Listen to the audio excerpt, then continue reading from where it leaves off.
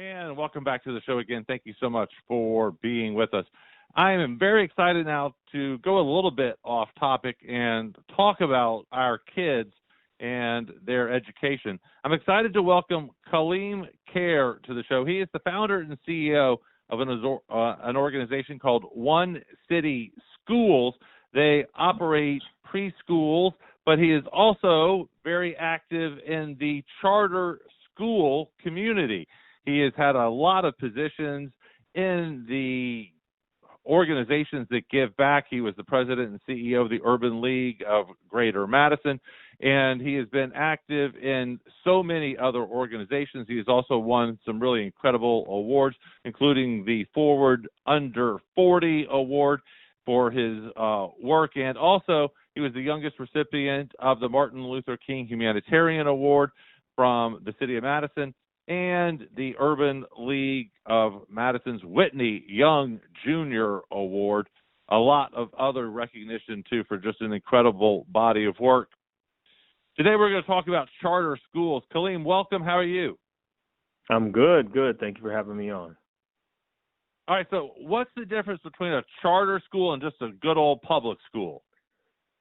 Well, charter schools are public schools. The first law that was started in Minnesota, I believe it was 1991, they were started to be public schools that would be released from a lot of the red tape that traditional public schools got wrapped in politically, and then made them inflexible to change and grow and do the things that were necessary back then that the country felt would be needed to prepare students to deal with like today's technology and today's innovations. And so charters were created, and they were given by state law the opportunity to have more flexibility in exchange for greater accountability. And what we mean by that is, in most states, charters have a lot of flexibility to find their own program. They can be started by individuals in the community that can prove that with the proposal that they submit to a governing body, that they're worthy of starting and operating a school. But then usually these schools are run on 5-year contracts. So every 5 years you're evaluated, and some are evaluated every year. And you only keep that charter if you can show that students are making gains academically.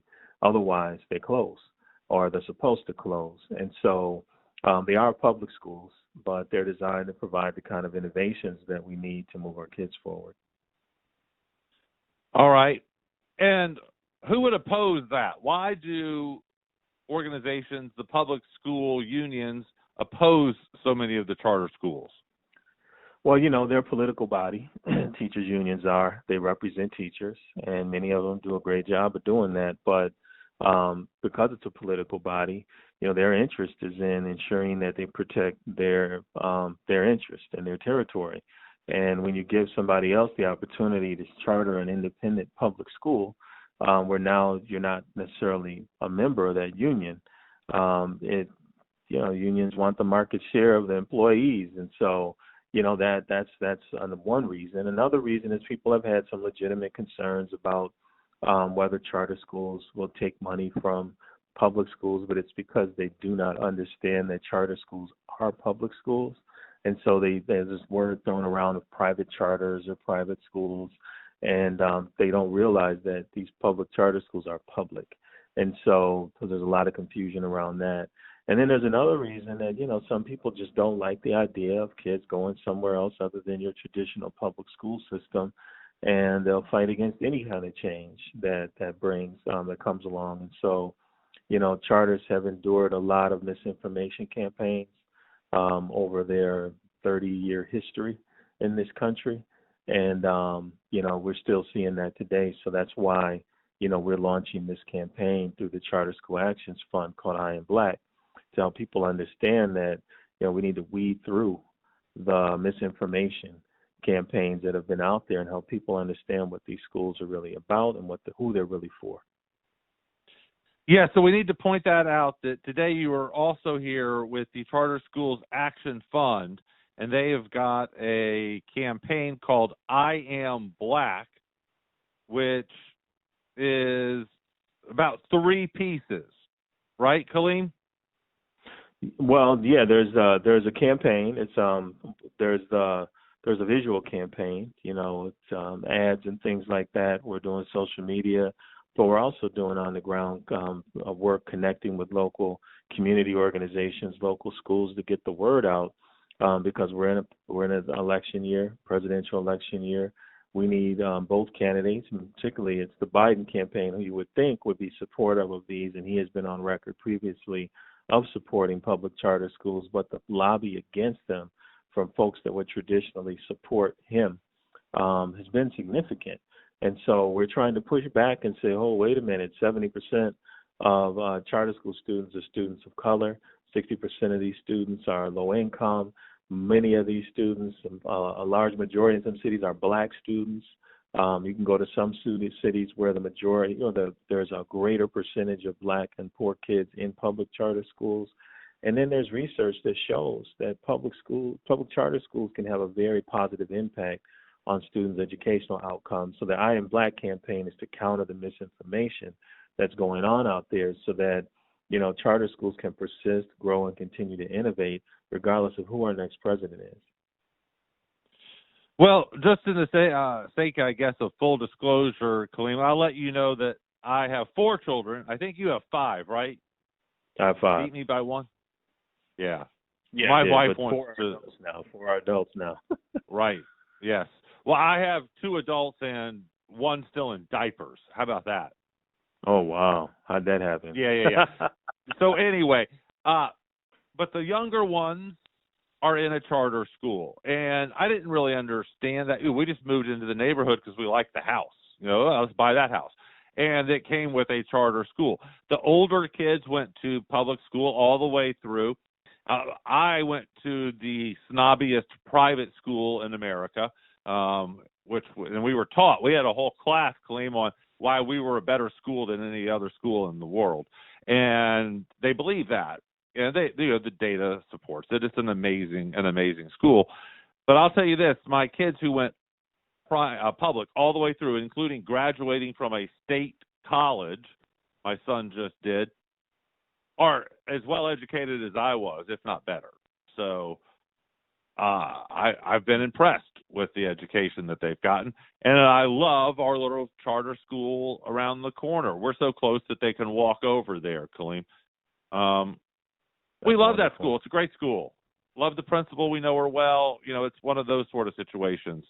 And it is minority. It is a majority minority school. Well, it's working, man. Yeah, and it's interesting. People wonder, when you say innovative, what does that mean? And, in our school, we're chartered by the University of Wisconsin system. It's a system of 26 2- and 4-year colleges. We're one of their first 2 schools that they've chartered. And they chartered us because we are trying to do exactly what charters are meant to do, which is create a new model of public education. So in our school, our kids have a full-time chef and a cook that cook for them every day. We deliver it between our 2 sites. We have a longer school day and a longer school year. We're in school 219 days compared to 180 days for most students. So we offer a trimester versus 2-semester system. We're the only public school in the state of Wisconsin that's doing that. We have 2 teachers in every classroom up through 2nd grade to make sure that students have the kind of support that they need to succeed at that age level, because so many of our children come from different homes and different levels of support. So we provide that. We also have a 2-generation model where we serve our families and our kids. And so we have tremendously high parental involvement. 100% of our families participate in our parent-teacher conferences. We're a majority black school. We're a majority low-income school. We're in the south side of our city where the need is the greatest. And, we also, just in our first year of assessment now, we're showing that, we're beating our local school district, by double or triple just the preparation of our children very early. And so we're not perfect. We still have a lot of work to do.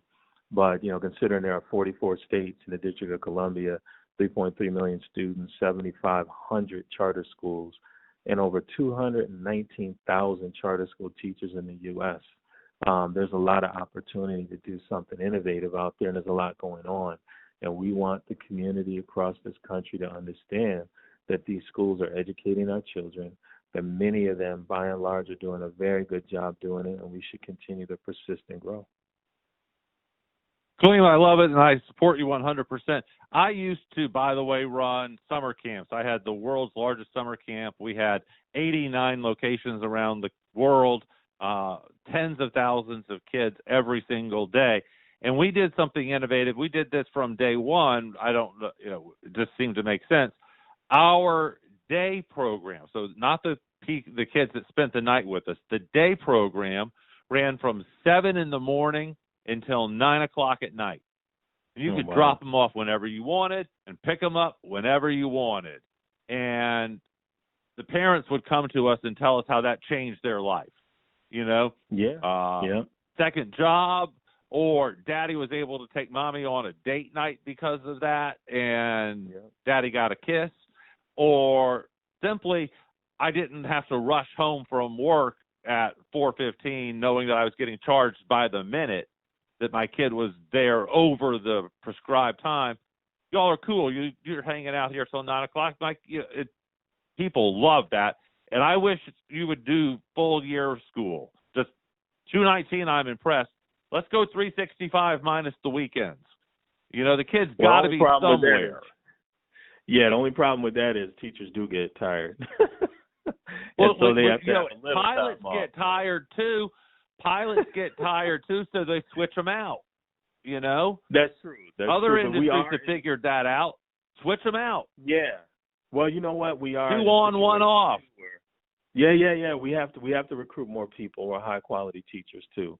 So there is a teacher shortage in this country. But I hear you though. If there was a way to provide children with that type of experience, we should consider it. Daycares are generally 365 days a year minus holidays, and maybe a few professional days. So it could be done. Right. Yeah. And you know where I want to do it? I've been thinking about this a long time, Kaleem. I want to do it in that abandoned Walmart. The abandoned Walmart in your community? Yeah. A lot of people have talked about the abandoned Walmart. I used to work directly with John Walton of the Walmart family, but I don't think that would still give me any pull to get that building. Well, that's there are something like, I don't know, 1,000 abandoned Walmarts in America, and they're at a good location because that's why they put them there in the first place. And they abandoned them because they built a bigger location right down the road. But they hold on to the real estate. That's interesting. I didn't know that. I'm going to Google it real fast. We're going to find out. Abandoned Walmarts in America. Well, you wonder, too, while you're Googling that, if given their family foundation, it's a very diverse group of family members now, but given that there is a strong interest still in education, maybe a company could look at options to utilize those facilities if they don't have other plans. There's a whole movie about this called, what's it called? The Ghost Stores of Walmart. Oh, wow. About what a big issue this is. Anyway, we're getting off topic. Kaleem, I love you because you're supporting something else I love, which are great schools, charter schools. I appreciate you out there leading the campaign, I Am Black. How do we find out more and help?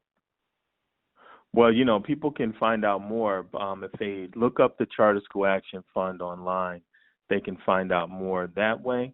Another way to go is just go to the website, go to charterswork.com, charters plural, that's with an S, charterswork.com, and they can take action by letting their local policymakers in their city or state and elsewhere across the country know that they support high-quality public charter schools and that they understand who these tools are primarily serving and what their intentions are. So it would be very helpful if they did that. Again, charterswork.com. Fantastic. Good luck. Right, I hope you fight and win this because I believe in this educational model. Kaleem, thank you so much, and we will be right back. Thank you.